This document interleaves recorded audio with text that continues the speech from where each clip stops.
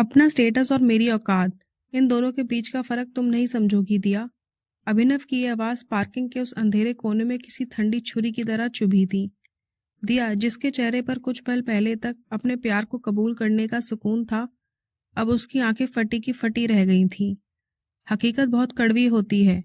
अभिनव ने उसका हाथ झटके से छोड़ते हुए कहा, ये जो तुम सरेआम मेरा हाथ पकड़कर प्यार का ढोंग कर रही हो ना, ये तुम्हारी दुनिया के लिए एक एडवेंचर होगा, पर मेरी दुनिया के लिए सब तबाही है। मैं किसी अमीर लड़की के शौक के लिए अपने बरसों की इज्जत और करियर दांव पर नहीं लगा सकता। इस एक लफ्ज ने दिया को झकझोर कर रख दिया। उसने कभी नहीं सोचा था कि उसकी अमीरी, जो पूरी दुनिया की नज़र में उसकी ताकत थी, वही अभिनव की नज़र में उसकी सबसे बड़ी कमी बन जाएगी। बिना एक पल रुके अभिनव अंधेरे में ओझल हो गया। दिया वहीं खड़ी रह गई, अपनी मुट्ठी को भींचे हुए। उसकी आंखों से गिरता हर आंसू आज उसे एक एहसास दिला रहा था कि दुनिया की हर चीज खरीदी जा सकती है, पर किसी की नफरत और मजबूरी के बीच की दीवार को गिराना नामुमकिन है। कॉलेज की बड़ी बड़ी खिड़कियों से धूप छनकर क्लास के बेंचों पर आ रही थी, पर क्लास के अंदर का माहौल काफी सीरियस था। प्रोफेसर सक्सेना अपने सख्त मिजाज के लिए मशहूर थे, पर आज वो कुछ ज्यादा ही गुस्से में लग रहे थे। उन्होंने मेज पर रखी फाइलों को ठीक किया और अपना चश्मा नाक पर टिकाते हुए पूरी क्लास को देखा। ध्यान से सुनिए सब लोग, प्रोफेसर की भारी आवाज गूंजी। ये आपके फाइनल ईयर के सबसे जरूरी मार्केटिंग प्रोजेक्ट है। इसके मार्क्स सीधे आपकी फाइनल मार्कशीट में जुड़ेंगे। अगर इसमें कोई भी गड़बड़ हुई तो समझ लीजिए आपके करियर की शुरुआत ही खराब होगी। मैं इस बार कोई लापरवाही नहीं चाहता। क्लास की आखिरी सीट पर दिया बैठी थी। उसके बाल खुले थे और उसने एक महंगा लेमन येलो कलर का टॉप पहना था, जो उसकी अमीरी को साफ दिखा रहा था। दिया कॉलेज की सबसे मशहूर और सुंदर लड़की थी। वो शहर के बड़े बिजनेसमैन और कॉलेज के ट्रस्टी मिस्टर विजय सिंह की बेटी थी, लेकिन उसके चेहरे पर वो घमंड नहीं था जो अक्सर अमीर घरों के बच्चों में होता है। वो बस थोड़ी परेशान लग रही थी, क्योंकि मार्केटिंग उसको बिल्कुल समझ नहीं आती थी। उसके बगल में बैठा उसका दोस्त रोहन अपनी नई घड़ी फ्लॉन्ट कर रहा था। अरे यार, फिर वही बोरिंग प्रोजेक्ट, किसी को पैसे देकर बनवा लेंगे, उसने धीरे से दिया के कान में कहा। दिया ने कोई जवाब नहीं दिया, उसका ध्यान कहीं और ही था। दिया, प्रोफेसर सक्सेना की आवाज ने उसे चौंका दिया। जी सर, मुझे स्टाफ रूम में आकर मिलो, तुमसे कुछ जरूरी बात करनी है। इतना कहकर प्रोफेसर अपनी फाइल उठाकर क्लास से बाहर निकल गए। दिया को थोड़ा अजीब महसूस होने लगा। उसने अपना बैग पैक किया और एक लंबी सांस ली। क्या हुआ, सक्सेना ने तुझे क्यों बुलाया है? रीना ने पूछा, जो दिया के कॉलेज में सबसे अच्छी दोस्त थी, पर जिसे हर वक्त सिर्फ गॉसिप और पार्टीज की फिक्र रहती थी। दिया ने टेंशन में कहा, पता नहीं यार, शायद पिछली बार मार्केटिंग में मेरे मार्क्स बहुत कम आए थे, इसलिए बुला रहे होंगे। पापा को पता चला कि मैं फेल होने से बची हूँ तो मेरी खैर नहीं। अरे चिल कर दिया, तू विजय सिंह की बेटी है, तुझे कौन फेल करेगा। शाम को बता कहाँ घूमने चलना है, रोहन ने हंसते हुए कहा। दिया ने उसकी बात पर ध्यान नहीं दिया। वो उठी और स्टाफ रूम की तरफ चल दी। स्टाफ ऑफिस में काफी शांति थी। जब दिया अंदर पहुंची तो देखा प्रोफेसर सक्सेना अपने कंप्यूटर पे कुछ काम कर रहे थे। ऑफिस के एक कोने में एक लड़का खड़ा था, जो बहुत शांति से कुछ फाइलों को अरेंज करने में प्रोफेसर की मदद कर रहा था। वो अभिनव था, क्लास का सबसे शांत और टॉपर लड़का। वो यहाँ इस कॉलेज में स्कॉलरशिप से आया था। अभिनव का पूरा वक्त या तो किताबों में गुजरता था या टीचर्स की मदद करने में। उसके बहुत कम दोस्त थे और वो अपनी ही दुनिया में रहता था। आ गई तुम दिया, बैठो, प्रोफेसर ने बिना ऊपर देखे कहा। दिया कुर्सी पर बैठ गई। सर, आपने बुलाया? प्रोफेसर ने चश्मा उतारा और मेज पर रखा। दिया, तुम्हारी अटेंडेंस और बाकी सब्जेक्ट्स तो ठीक है, लेकिन मार्केटिंग में तुम्हारा परफॉर्मेंस बहुत खराब है। पिछले सेमेस्टर में तो तुम मुश्किल से पास हुई थी। अगर इस बार भी ऐसा ही रहा तो तुम फेल हो सकती हो। दिया का चेहरा उतर गया। सर, मैं कोशिश करूंगी। तुम्हारी कोशिशें अब तक काफी नहीं रही हैं। प्रोफेसर ने उसे बीच में ही रोक दिया। मार्केटिंग सिर्फ रटने का काम नहीं है, इसलिए मैंने डिसाइड किया है कि तुम ये प्रोजेक्ट अकेले नहीं करोगी। उन्होंने पीछे मुड़कर अभिनव को आवाज दी। अभिनव, जरा यहाँ आओ। अभिनव, जो अब तक चुपचाप अपना काम कर रहा था, धीरे से मुड़कर पास आया। उसने एक साधारण सी सफेद शर्ट पहनी थी और उसके चेहरे पर गंभीरता थी। उसने दिया की तरफ देखा तक नहीं, बस प्रोफेसर की बात सुनने के लिए खड़ा हो गया। अभिनव इस प्रोजेक्ट में तुम्हारा पार्टनर होगा, प्रोफेसर ने कहा। इसकी पकड़ सब्जेक्ट पर बहुत मजबूत है। मुझे लगता है कि अभिनव की मदद से तुम अच्छा स्कोर कर पाओगी। दिया ये सुनते ही परेशान हो गई। उसे अभिनव के साथ काम करने का ख्याल ही अजीब लगा, क्योंकि दोनों की दुनिया एकदम अलग थी। अभिनव उसे बिल्कुल मेल नहीं खाता था। उसने फौरन मना करना चाहा, पर मैं खुद कर सकती हूँ, मुझे पार्टनर की जरूरत नहीं। प्रोफेसर ने उसकी बात अनसुनी कर दी। दिया, मुझे पता है तुम्हारे पापा इस कॉलेज के ट्रस्टी हैं, लेकिन उन्होंने मुझसे साफ कहा है कि अगर तुम्हारी पढ़ाई में कोई भी कमी आए तो मैं उन्हें फौरन इन्फॉर्म करूं। अगर तुमने इस पार्टनरशिप के लिए मना किया तो मुझे मजबूरी में उन्हें फ़ोन करके तुम्हारे अब तक के ग्रेड्स बताने होंगे। पापा का नाम सुनते ही दिया का सारा कॉन्फिडेंस खत्म हो गया। वो जानती थी कि उसके पापा उसे बहुत प्यार करते हैं, लेकिन पढ़ाई के मामले में वो कोई बहाना नहीं सुनते थे। ठीक है, दिया ने हार मानते हुए धीमी आवाज में कहा, मैं तैयार हूँ। प्रोफेसर ने अभिनव की तरफ देखा। अभिनव, तुम इसे संभाल लोगे ना? अभिनव ने बस एक बार अपना सिर हिलाया, बिना कुछ बोले। ठीक है, अब तुम दोनों जा सकते हो। 2 दिन में मुझे तुम दोनों से इस प्रोजेक्ट पर बेसिक आइडिया चाहिए। प्रोफेसर ने जाने का इशारा किया। दिया ऑफिस से बाहर निकली। उसके पीछे पीछे अभिनव भी था। कॉरिडोर में आकर दिया रुकी और पीछे मुड़ी। उसे लगा कि अभिनव कम से कम बात तो शुरू करेगा, पर अभिनव तो बिना रुके अपनी फाइल हाथ में लिए दूसरी तरफ निकल गया, जैसे दिया वहां खड़ी ही ना हो। दिया वहीं खड़ी रह गई। पूरे कॉलेज के लड़के मुझसे बात करने के बहाने ढूंढते हैं, और ये लड़का, इसने तो हाय तक करना जरूरी नहीं समझा। दिया ने हैरानी से खुद से कहा। जब वो वापस अपने दोस्तों के पास पहुंची तो उन्होंने उसे घेर लिया। क्या हुआ? सक्सेना ने क्या कहा? इतना उतरा हुआ चेहरा क्यों है? रोहन ने पूछा। दिया ने एक लंबी सांस ली और बेंच पर बैठ गई।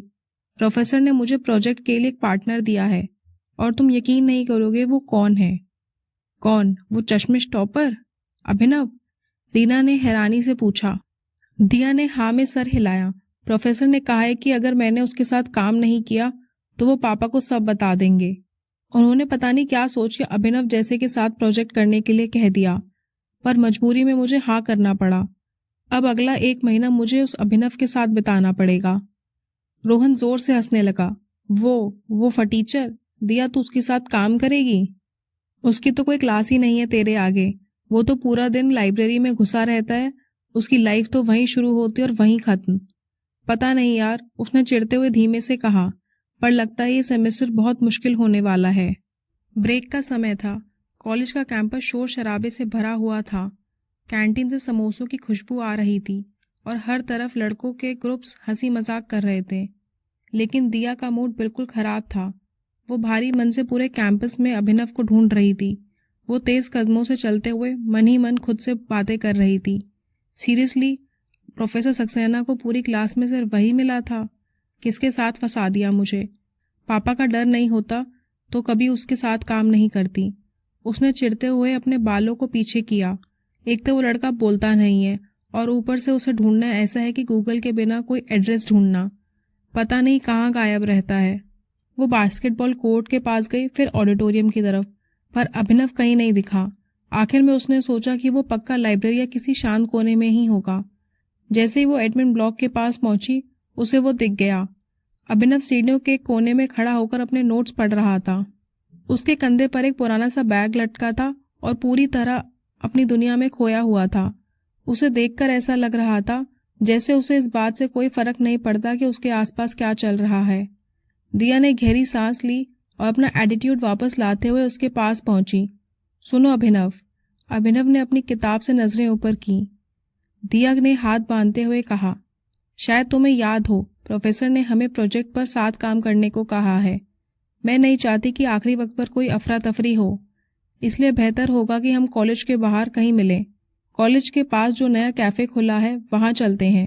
वहां बैठकर आराम से डिस्कस करेंगे। अभिनव ने उसे कुछ सेकंड तक देखा, फिर अपनी कलाई पर बंधी पुरानी घड़ी पर नजर डाली। कैफे में शोर बहुत होता है और वहां जाने आने में टाइम खराब होगा। अगर तुम्हें प्रोजेक्ट डिस्कस करना है तो लास्ट पीरियड में लाइब्रेरी आ जाना, मैं वहीं रहूंगा। असल में वो कैफे इसलिए नहीं गया क्योंकि उसे पता था कि कैफे जाना महंगा होता है। इससे पहले दिया कुछ और कह पाती या अपनी बात समझाती, अभिनव अपना बैग संभालते हुए वहां से मुड़ गया और चुपचाप चला गया। दिया वहीं खड़ी रह गई। मना कर दिया? उसने मुझे मना कर दिया? उसे यकीन नहीं हो रहा था कि किसी ने उसके कैफे वाले प्लान को इतनी बेरुखी से ठुकरा दिया था। आखिरी पीरियड शुरू हो चुका था। दिया लाइब्रेरी के भारी दरवाजे से अंदर दाखिल हुई। जैसे ही उसने दरवाज़ा खोला, अंदर के सन्नाटे ने उसका स्वागत किया। लाइब्रेरी की वो पुरानी किताबों वाली खास महक हवा में थी। दिया ने जैसे ही चलना शुरू किया, उसकी पेंसिल हील्स की आवाज़ टक टक करके पूरे हॉल में गूंजने लगी। वहां पढ़ रहे हर स्टूडेंट ने अपनी किताब से सर उठाकर उसे देखा। वो जल्दी जल्दी कदम बढ़ाते हुए इस कोने की तरफ गई जहां अभिनव बैठा था। अभिनव खिड़की के पास वाली मेज पर बैठा था। सूरज की हल्की रोशनी उसके चेहरे पर पड़ रही थी। दिया ने उसके ठीक सामने वाली भारी लकड़ी की कुर्सी खींची, जिससे एक तीखी आवाज हुई। सन्नाटे में वो आवाज और भी डरावनी लगी। अभिनव ने अपनी किताब बंद की, अपनी घड़ी देखी और बिना ऊपर देखे धीमी लेकिन साफ आवाज में कहा, तुम 20 मिनट लेट हो। दिया का पारा चढ़ गया। उसे लगा कि वो अपनी बात समझाए। देखो अभिनव। उसकी आवाज सन्नाटे में थोड़ी तेज हो गई थी। तभी पीछे से एक आवाज आई, शुश। लाइब्रेरियन ने अपने चश्मे के ऊपर से उसे घूरते हुए होठों पर उंगली रख दी। दिया का चेहरा गुस्से और शर्म से लाल हो गया। उसने वापस अभिनव की तरफ देखा तो पाया कि अभिनव के चेहरे पर एक बहुत हल्की सी मुस्कुराहट थी। वो कोई वैसी हंसी नहीं थी जो मजाक उड़ाने के लिए हो, बस एक शांत सी मुस्कुराहट थी। दिया को उसकी इस मुस्कान पर और भी ज्यादा चिढ़ होने लगी। हंसो मत, दिया ने फुसफुसाकर कहा। चलो शुरू करो, क्या करना है? अभिनव ने कुछ नहीं कहा। उसने अपनी मेज पर रखी एक पुरानी और थोड़ी फटी हुई नोटबुक उठाई और उसे दिया की तरफ खिसकाया। उस नोटबुक पर मार्केटिंग बेसिक्स लिखा था। जैसे ही अभिनव ने नोटबुक आगे बढ़ाई, दिया ने भी उसे पकड़ने के लिए हाथ बढ़ाया। नोटबुक का पन्ना पलटते वक्त अचानक दिया की उंगलियां अभिनव के हाथ से हल्की सी टच हो गईं। टच सिर्फ एक पल का था, लेकिन जैसे ही हुआ, अभिनव ने झटके से अपना हाथ पीछे खींच लिया।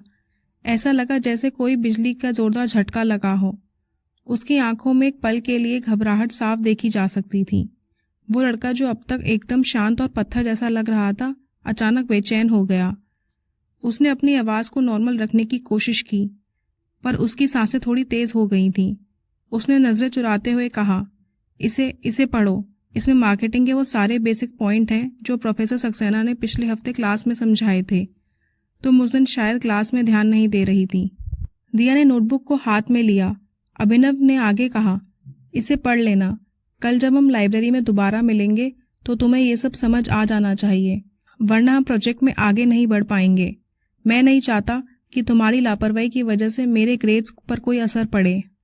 इतना कहकर अभिनव ने अपनी किताबें उठाई और बैग में डाली।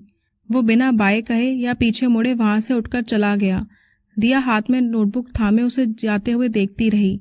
वो हैरान थी कि जहां पूरा कॉलेज उससे बात करने के बहाने ढूंढता था, वहीं ये लड़का उसे घास तक नहीं डाल रहा था। अभिनव की इस बेरुखी ने दिया के अंदर एक अजीब सी बेचैनी भर दी थी। गुस्सा तो था ही, पर अब उस खामोश लड़के को जानने की एक अनचाही दिलचस्पी भी उसके मन में जागने लगी थी। रात के 11 बज रहे थे। दिया अपने आलीशान कमरे में बिस्तर पर बैठी थी। उसके चारों तरफ डिजाइनर बैग्स और महंगे कपड़े बिखरे थे, पर उसका ध्यान उन चीजों पर नहीं था। उसकी गोद में अभिनव की वो पुरानी नोटबुक खुली हुई थी। दिया ने पन्ने पलटने की कोशिश की, पर माथे पर बल पड़ गए। मार्केटिंग फनल, कंज्यूमर इकोनॉमिक्स, यार ये क्या लिखा है इसने? दिया ने झुंझलाकर अपने सर पकड़ लिया। उसने नोटबुक बंद की और अपना फोन उठाया। उसके फोन पर नोटिफिकेशन की बाढ़ आई हुई थी। दोस्त पार्टी की फोटो डाल रहे थे, कोई उसे डिनर पर बुला रहा था, पर दिया ने उन सबको इग्नोर किया और क्लास ग्रुप से अभिनव का नंबर निकाला। उसकी प्रोफाइल पिक्चर खाली थी, ना कोई स्टेटस, ना कोई दिखावा। दिया ने एक गहरी सांस ली और टाइप किया, सुनो, तुम्हारी राइटिंग तो अच्छी है, पर तुम्हारी भाषा बहुत किताबी है, मुझे कुछ समझ नहीं आ रहा। सेंड बटन दबाते ही दिया का दिल थोड़ा तेज धड़कने लगा। उसने सोचा कि अभिनव तुरंत जवाब देगा या कम से कम पूछेगा कि क्या समझ नहीं आया। 2 मिनट बाद डबल टिक नीले हो गए। चलो देख तो लिया, दिया मुस्कुराई। 5 मिनट बीत गए, 10 मिनट, 15 मिनट। अभिनव ऑनलाइन था, पर उसका कोई जवाब नहीं था। दिया का पारा चढ़ने लगा। वो अपने कमरे में टहलने लगी। हद है यार, ब्लू टिक आने के बाद भी इग्नोर कर रहा है। इसे पता भी है कि लोग मेरे एक रिप्लाई के लिए घंटों इंतजार करते हैं। उसे गुस्सा आ रहा था, पर उससे ज़्यादा हैरानी हो रही थी। तभी फ़ोन की स्क्रीन चल उठी। दिया झपटकर फ़ोन के पास पहुंची। अभिनव का मैसेज था, सो जाओ, कल लाइब्रेरी में समझा दूंगा, गुड नाइट। कोई इमोजी नहीं, कोई एक्स्ट्रा बात नहीं, यहाँ तक कि कोई सॉरी भी नहीं कि उसने देर से रिप्लाई किया। दिया ने फ़ोन पटक दिया। खड़ूस कहीं का, गुड नाइट बोलकर ऐसे सो गया जैसे एहसान कर रहा हो। अगले दिन लाइब्रेरी का नज़ारा थोड़ा बदला हुआ था। दिया आज अपनी हील्स की आवाज़ कम करने की कोशिश कर रही थी। जब वो अभिनव की टेबल पर पहुंची तो वो हमेशा की तरह अपनी किताबों में डूबा हुआ था। आज मैं 5 मिनट जल्दी हूँ, दिया ने धीरे से कुर्सी खींचते हुए कहा। अभिनव ने अपनी नज़रें ऊपर की। नोट्स पढ़े तुमने?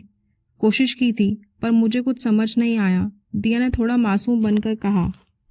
अभिनव ने एक ठंडी सांस ली और अपनी कुर्सी थोड़ी पास खिसकाई। ठीक है, ध्यान से सुनो।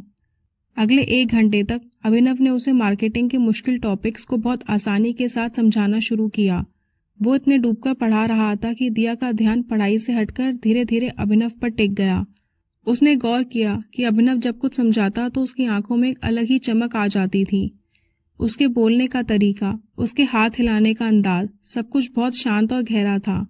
दिया ने अपनी थोड़ी पर हाथ रखा और पढ़ाई छोड़कर सीधे उसे देखने लगी। अभिनव? अभिनव ने बिना पन्ना पलटे जवाब दिया। तुम्हारी कोई गर्लफ्रेंड है? दिया ने अचानक पूछा। अभिनव के हाथ वहीं रुक गए। उसने धीरे से अपनी नजरें ऊपर की। क्या? मेरा मतलब तुम इतने सीरियस रहते हो, हमेशा पढ़ते रहते हो, तो क्या कभी किसी लड़की के लिए टाइम निकालते हो? तुम्हारा कोई क्रश या कोई खास? दिया की आंखों में शरारत थी। अभिनव ने वापस अपनी किताब की तरफ देखा। ये सब बातें प्रोजेक्ट का हिस्सा नहीं है दिया। अरे यार, इंसान हो या रोबोट, बस एक सवाल ही तो पूछा है, दिया ने जिद की। अभिनव ने एक पल के लिए चुप्पी साधी, फिर बहुत धीमी आवाज में कहा, मेरी कोई गर्लफ्रेंड नहीं है और ना ही मेरे पास इन सब चीज़ों के लिए वक्त है। मुझे सिर्फ अपनी पढ़ाई और अपने करियर पर ध्यान देना है। बोरिंग, दिया ने धीरे से कहा, पर उसके दिल में कहीं ना कहीं एक सुकून सा महसूस हुआ ये जानकर कि वो सिंगल है। अगले कुछ दिन ऐसे ही बीतने लगे। अब दिया को लाइब्रेरी के सन्नाटे से नफरत नहीं होती थी। उसे अब रोहन और रीना के साथ घूमने और बातें करने से ज़्यादा अच्छा अभिनव के साथ बैठकर पढ़ाई करना लगने लगा था। कभी कभी वो जानबूझकर गलत सवाल पूछती ताकि अभिनव उसे दोबारा समझाए और उसे थोड़ा और वक्त मिल जाए उसके साथ बैठने का। उसने देखा कि अभिनव अब उससे पहले की तरह चिढ़ता नहीं था। हाँ, वो बातें कम करता था, पर अब वो दिया के आने पर अपनी घड़ी नहीं देखता था। कभी कभी जब दिया पढ़ते पढ़ते थक जाती और टेबल पर सर रखकर उसे देखती तो अभिनव उसे टोकता नहीं। अभिनव को भी दिया का साथ अच्छा लगने लगा था, उसके साथ पढ़ाई करना, टाइम बिताना, पर उसने ये कभी कहा नहीं, ना ही दिखाया। एक दिन हल्की बारिश हो रही थी। लाइब्रेरी के बाहर का नज़ारा बहुत सुंदर था। दिया ने देखा कि अभिनव नोटबुक में कुछ लिख रहा था और उसके चेहरे पर एक अजीब सी सुकून वाली शांति थी। दिया को महसूस हुआ कि वो अब अपनी महंगी कारों और शोर शराबे वाले दोस्तों के बीच वो खुशी नहीं मिलती जो उसे अभिनव के साथ सादगी भरी दुनिया में मिल रही थी। वो लड़का जो कल तक उसे खड़ूस और बोरिंग लगता था, अब उसकी जिंदगी का दिलचस्प हिस्सा बनता जा रहा था। दिया ने धीरे से मुस्कुराते हुए सोचा, शायद प्रोफेसर सक्सेना ने उसे सबसे अच्छा पार्टनर दिया है, सिर्फ प्रोजेक्ट के लिए ही नहीं, शायद किसी और चीज़ के लिए भी। शाम के 5:30 बज रहे थे। लाइब्रेरी की पीली रोशनी अब ढलते सूरज की नारंगी किरणों में बदल चुकी थी। दिया और अभिनव अपना काम खत्म करके बाहर निकल रहे थे। सीढ़ियों से उतरते वक्त दिया कुछ चहक रही थी। वो अभिनव को अपनी किसी बचपन की शरारत के बारे में बता रही थी। अभिनव के चेहरे पर हमेशा की तरह शांति थी, पर वो पहले की तरह दिया को अनसुना नहीं कर रहा था। वो उसे पूरे ध्यान से सुन रहा था। जैसे ही वो कॉलेज के मेन गेट के पास पहुंचे, दिया के कदमों की रफ्तार अचानक रुक गई। सामने रोहन अपने 2-3 दोस्तों के साथ खड़ा था। रोहन के हाथ में महंगी कार की चाबियां थीं, जिसे वो उंगली पर घुमा रहा था। उसकी आंखों में एक अजीब सी चिढ़ थी। ओ दिया, आखिरकार तुम बाहर आ ही गई। आजकल कुछ ज्यादा पढ़ाई नहीं हो रही है? तुमने अपने दोस्तों से मिलना कम कर दिया है, रोहन ने ताना मारते हुए कहा। उसके दोस्त दबी हंसी हंसने लगे। दिया ने अपनी आवाज को सख्त रखा। रोहन, तुम यहाँ क्या कर रहे हो? हमें कहीं जाना था क्या? हमें तो कहीं नहीं जाना था दिया, पर तुम्हें तो शायद इस स्कॉलर के साथ मजा आने लगा है, रोहन ने अभिनव की तरफ इशारा करते हुए कहा। उसकी आवाज में साफ जलन थी। कल तक जो दिया मेरे साथ पार्टीज में होती थी, आज वो इस फटे हाल लड़के के साथ लाइब्रेरी में वक्त बिता रही है। क्या बात है दिया, इतना भी क्या गिर गई कि अब टाइम पास के लिए तुम्हें ये गरीब ही मिला। अभिनव का चेहरा सफ़ेद पड़ गया। उसने अपने बैग की पट्टी को जोर से मुट्ठी में भींच लिया। उसने कुछ नहीं कहा, पर उसकी आंखों में जो चोट थी वो दिया से देखी नहीं गई। रोहन, अपनी जबान पे लगाम दो, दिया ने आगे बढ़कर कहा। क्यों, सच कड़वा लग रहा है? रोहन अब अभिनव के एकदम पास आ गया। सुनो स्कॉलर, ये जो तू दिया के साथ घूम रहा है ना, ये बस एक प्रोजेक्ट है। हमारी दुनिया और तेरी दुनिया में जमीन आसमान का फर्क है। ये अपनी एक रात की पार्टी में जितना उड़ाती है, उतनी तेरी साल भर की फीस होगी, तो अपनी औकात मत भूल। इससे पहले कि रोहन कुछ कहता, दिया ने एक ऐसा कदम उठाया जिसकी उम्मीद किसी को नहीं थी।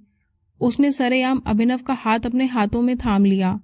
अभिनव के शरीर में जैसे बिजली दौड़ गई। उसने चौंक कर दिया की तरफ देखा। बस बहुत हुआ रोहन, दिया की आवाज पूरे कैंपस में गूंजी। तुमने सही कहा, हमारी और अभिनव की दुनिया बहुत अलग है, क्योंकि अभिनव की दुनिया में सच है, मेहनत है और इज्जत है, जो हम जैसों के पास कभी नहीं होती। और जहां तक रही बात टाइम पास की, तो सुन लो, मैं अभिनव को पसंद करती हूँ। मैं इसे प्यार करने लगी हूँ और मुझे इस बात पर कोई पछतावा नहीं। वहां खड़े हर स्टूडेंट के मुंह खुले रह गए। रोहन का चेहरा गुस्से से तमतमा उठा। अभिनव तो जैसे सुन पड़ गया था। सब कुछ इतना अचानक हुआ कि उसे समझ ही नहीं आ रहा था उसे क्या करना चाहिए। वो बस वहीं बुत बनकर खड़ा दिया को देखता रहा। दिया ने बिना किसी की परवाह किए अभिनव का हाथ पकड़ा और उसे खींचते हुए पार्किंग के एक सुनसान कोने की तरफ ले गई। जैसे ही वो दोनों भीड़ से दूर हुए, अभिनव ने झटके से अपना हाथ दिया की पकड़ से छुड़ा लिया। वो बुरी तरह कांप रहा था। गुस्से से या सदमे से कहना मुश्किल था। ये क्या बदतमीजी है दिया, क्या था ये सब? अभिनव की आवाज में एक ऐसी तलखी थी जो दिया ने पहले कभी नहीं सुनी थी।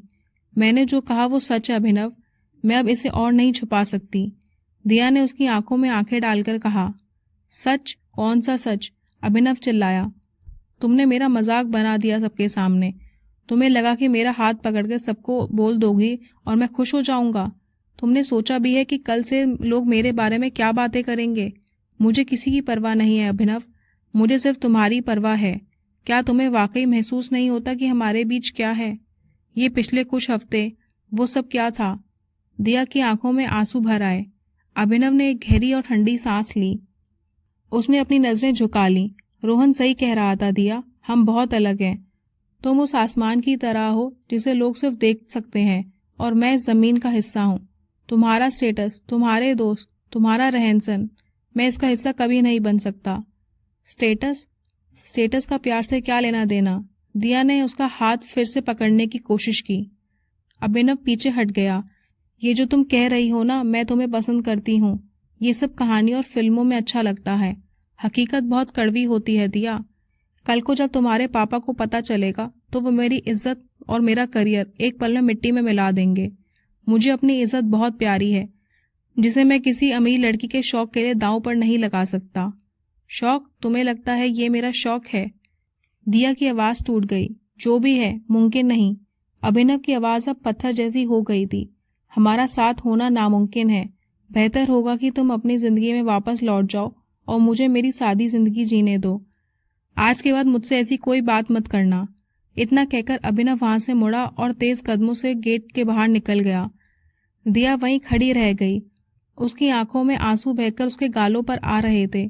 उसे लगा था कि सच बोलने से बोझ हल्का होगा, पर यहाँ तो सब कुछ बिखर गया था।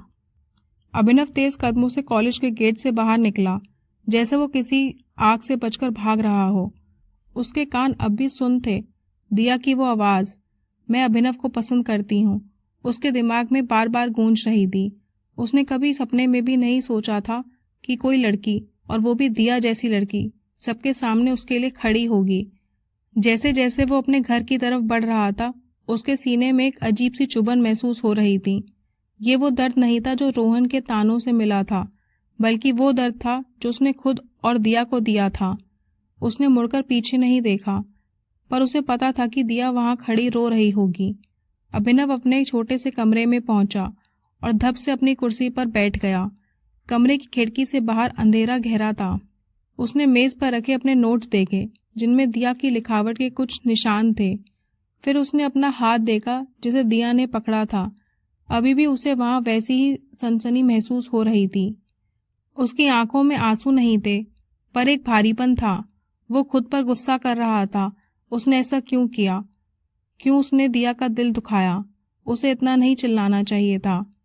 उसने धीरे से बुदबुदाया, काश मेरी दुनिया भी उतनी ही रंगीन होती जितनी तुम्हारी है, पर हकीकत यह है कि तुम एक ऐसा ख्वाब हो जिसे देखने की इजाजत मेरी हैसियत मुझे नहीं देती। उस रात अभिनव को नींद नहीं आई। वो बस छत को देखता रहा और दिया के बारे में सोचता रहा, जो हर पल उन्होंने साथ में बिताए थे। उसके मन में कहीं गहरी टीस उठी। उधर शहर के दूसरे कोने में दिया अपने कमरे में बेड पर घुटनों में सिर दिए बैठी थी। उसके गाल अब आंसुओं से भीग चुके थे। कमरे की महंगी लाइट उसे काटने को दौड़ रही थी। उसने रोते हुए अपना फोन उठाकर दूर फेंक दिया। उसे रोहन की बातों का बुरा नहीं लगा था। उसे बुरा लगा था अभिनव के उस पत्थर जैसा बर्ताव का। शौक? उसे लगता है कि ये मेरा कोई शौक है? दिया की हिचकी बंद हुई। मैंने अपनी पूरी दुनिया, अपना सारा घमंड उसके आगे रख दिया और उसने उसे सिर्फ एक स्टेटस का नाम देकर ठुकरा दिया। दिया ने उठकर आईने में अपनी शक्ल देखी। उसकी आंखें सूज गई थीं। उसे याद आया कि कैसे लाइब्रेरी में अभिनव उसे छोटी छोटी बातें समझाता था, कैसे वो उसकी हर बेवकूफ़ी पर धीरे से मुस्कुराता था। क्या वो सब झूठ था? क्या अभिनव को वाकई कुछ महसूस नहीं होता? तुम इतने पत्थर दिल कैसे हो सकते हो अभिनव? उसने आईने में खुद से पूछा। उसने अपनी अलमारी से अभिनव की दी हुई वो नोटबुक निकाली। उसने उसे अपने सीने से लगा लिया। उसे समझ नहीं आ रहा था कि अभिनव पर गुस्सा करना चाहिए या खुद पर।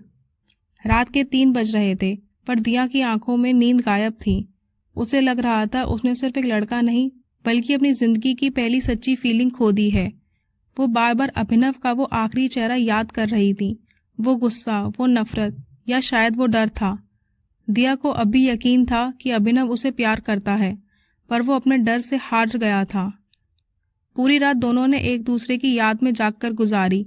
फासले सिर्फ कुछ किलोमीटर के थे, पर उनके बीच की गरीबी और अमीरी की खाई मीलों लंबी लग रही थी। अगली सुबह सूरज तो निकला, पर उसकी रोशनी में वो पहले जैसी बात नहीं थी। दोनों के लिए ये सुबह एक बड़ी चुनौती लेकर आई थी। आज प्रोजेक्ट सबमिशन का दिन था। ये वही दिन था जिसके लिए दोनों पिछले 1 महीने से मेहनत कर रहे थे। लेकिन आज किसी को भी मार्क्स या ग्रेड्स की फिक्र नहीं थी।